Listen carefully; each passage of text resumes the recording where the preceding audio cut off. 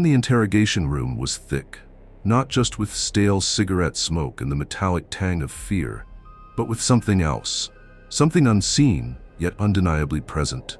It clung to the walls, seeped into the worn wooden table, and pressed down on the two men seated opposite each other. Detective Miller, a man whose face was etched with the grim stories of 1,000 dark nights, watched his subject, a gaunt, twitching figure named Arthur Finch. Finch was no hardened criminal. He was a mid-level accountant, a man who had meticulously balanced ledgers for decades, now teetering on the precipice of a confession that threatened to unravel more than just his life. "Tell me again, Arthur." Miller's voice was a low rumble, devoid of judgment, yet heavy with an unspoken threat. "About the list." Arthur Finch swallowed hard, his Adam's apple bobbing like a trapped bird. His eyes, wide and bloodshot, darted around the sterile room as if searching for an escape that wasn't there. It's not just a list, Detective. It's a prophecy, a death warrant." Miller leaned forward, his gaze unwavering. "Whose death warrant, Arthur?" Finch finally met his eyes, and in that moment, Miller saw not just fear, but a profound, chilling terror that transcended any crime he'd ever witnessed. Everyone who ever knew too much, everyone who ever got too close to him. Jeffrey. The name hung in the air, a phantom limb of a conspiracy that had already claimed countless lives, some famous, some unknown. Jeffrey Epstein. A name synonymous with unimaginable depravity, with power wielded in the darkest corners, and with a death shrouded in so much mystery, it felt like a deliberate act of obfuscation. Was it suicide, as the official reports claimed? Or was it something far more sinister? A silencing, a final, brutal curtain call for a man who held the secrets of the world's elite? Arthur Finch, a man who had spent his life meticulously documenting numbers, had inadvertently stumbled upon a different kind of ledger. A ledger of souls, of names, of secrets that could bring down empires. His story began innocently enough, or so he thought. He was an impresario for a high-end financial firm, tasked with auditing the personal accounts of some of their most exclusive clients. One of those clients was Jeffrey Epstein. "It was just routine at first," Finch recounted, his voice a strained whisper. "Boxes of documents, ledgers, digital files, all cross-referenced, all seemingly above board, or as above board as things get when you're dealing with that kind of money." He paused, a shiver running down his spine. "But then I found it, tucked away, almost hidden, in a subfolder labeled Project Nightingale." Miller remained silent, allowing Finch the space to navigate his own labyrinth of fear and memory. "It wasn't a financial document," Finch continued, his gaze distant, lost in the digital shadows of his past. "It was a list, a simple spreadsheet really. Names, dates, locations, and then codes." "Codes?" Miller prompted, his voice a low thrum. "Yes, like a designation. Asset 1A, Asset 2B, Asset 3C. And next to some of the names, there was another column, marked status. And in that column sometimes, it just said retired." Finch's voice dropped to an almost inaudible level. "But it wasn't retirement, Detective. It was termination." The weight of Finch's words pressed down on Miller. He'd seen enough to know that in the world of the powerful, retired could mean anything but a peaceful end. He thought of the endless parade of Epstein's associates, some disappearing, some dying under questionable circumstances, some simply fading into obscurity. Were they all on this list? Was this the key to understanding the chilling pattern of silence that followed in Epstein's wake? "How many names, Arthur?"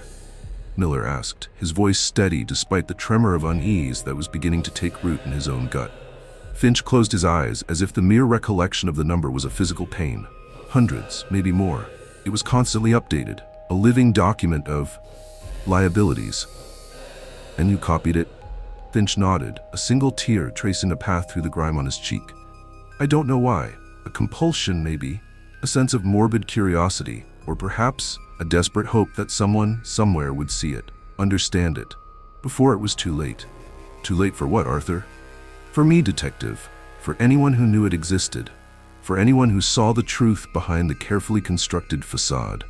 Finch's eyes snapped open, a wild, frantic light in them. "They know I have it. That's why I'm here. Not because I'm a criminal, because I'm a witness. And witnesses, they get retired." Miller scribbled a note, his pen scratching against the paper, the only sound in the suffocating silence. He knew the official narrative. Epstein, a disgraced financier, a pedophile, a man who took his own life in a high-security prison cell. But the whispers, the theories, the lingering questions, they all pointed to something far grander, far more insidious. A network of influence, a web of compromise, so vast and so powerful that even death couldn't untangle it. "Tell me about the codes, Arthur." Miller pressed. "Did you ever decipher them?" Finch shook his head slowly. "Not entirely, but I saw patterns. Asset 1A seemed to be people who had direct, intimate knowledge of Epstein's activities. Asset 2B were those who facilitated, who provided access or resources. And Asset 3C, those were the enforcers, the people who made problems disappear." The chilling implication hung in the air. The list wasn't just a record of victims, but of a vast, interconnected ecosystem of complicity and control. And the retired status? That was the ultimate chilling revelation. It suggested a systematic, ongoing purge of anyone who threatened to expose the full scope of the darkness. "And you believe these retirements are still happening?" Miller asked, his voice barely above a whisper. "They never stopped, Detective," Finch said, his voice flat, devoid of hope. "Epstein's death wasn't an end. It was a catalyst, a way to clean house, to tie up loose ends. And I'm a loose end." Miller looked at the man across from him, a man who until recently had worried about tax deadlines and quarterly reports. Now he was a marked man, a pawn in a game far beyond his comprehension. And Miller, by listening to his story, was becoming a player in that same dangerous game. "Where is it, Arthur? The list?" Finch hesitated, his gaze drifting towards the interrogation room door, as if expecting it to burst open at any moment. It's encrypted, stored in a dead man's switch. If anything happens to me, if I disappear, it gets released to the world." A dead man's switch.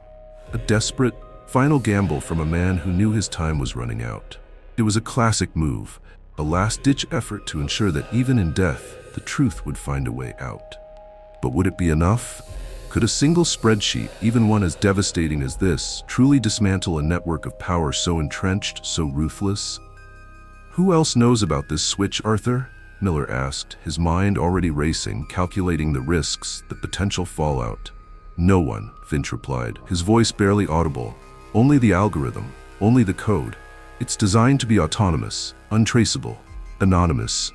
Miller leaned back, the worn leather of his chair groaning under his weight. The implications were staggering.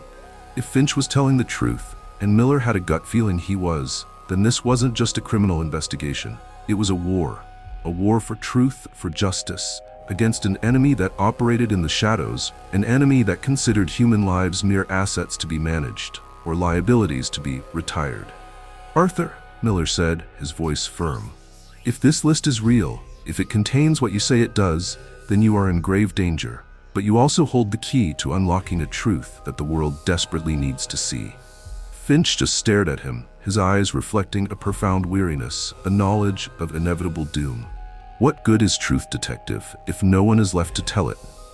The conversation continued for hours, Miller meticulously piecing together Finch's fractured narrative, trying to separate paranoia from grim reality. Finch described the subtle shifts in Epstein's demeanor, the sudden disappearance of certain individuals from his inner circle, the chillingly casual way in which the word "retired" was sometimes used in hushed conversations he'd overheard. He spoke of the fear that permeated the air around Epstein, a fear that wasn't born of open threats, but of an unspoken understanding of the consequences of disloyalty. Miller felt a growing sense of dread. He'd encountered corruption, violence, and depravity in his career, but this felt different. This felt like an unseen hand orchestrating events on a global scale, a quiet, methodical culling of those who threatened the delicate balance of power.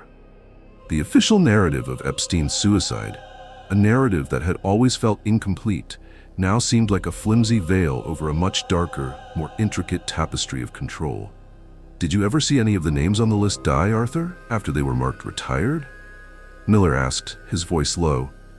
Finch nodded slowly, his gaze fixed on a point beyond Miller, as if replaying a horrific memory. "A few. A journalist who was investigating Epstein's connections to certain politicians died in a car accident on a remote road. A former employee who was rumored to be writing a tell-all book, found dead in his apartment, official cause, natural causes, at 40 years old. And a lawyer, a very prominent one who was representing some of Epstein's victims, disappeared without a trace. The police called it a voluntary disappearance. The cold, hard facts hit Miller like a physical blow. These weren't just theories, these were real people, real lives extinguished under suspicious circumstances, all conveniently dismissed by official channels. The pattern was too consistent, too deliberate to be mere coincidence. The list, if it truly existed and contained these names, was not just a record. It was a blueprint for murder, a chilling testament to the lengths some would go to protect their secrets. And you're certain this dead man's switch will activate if something happens to you? Miller pressed, trying to find a glimmer of hope in the overwhelming darkness. I designed it myself, Detective, Finch said, a flicker of pride, quickly overshadowed by despair in his eyes. It's foolproof. If my biometric markers aren't authenticated every 24 hours, the encryption key is released. The list goes public, everything. Names, dates, locations, the codes, everything. Miller stared at Finch, a complex mix of emotions swirling within him. Here was a man, terrified and cornered, yet holding the ultimate weapon against the very forces that sought to silence him, but a weapon that also put him in unimaginable danger.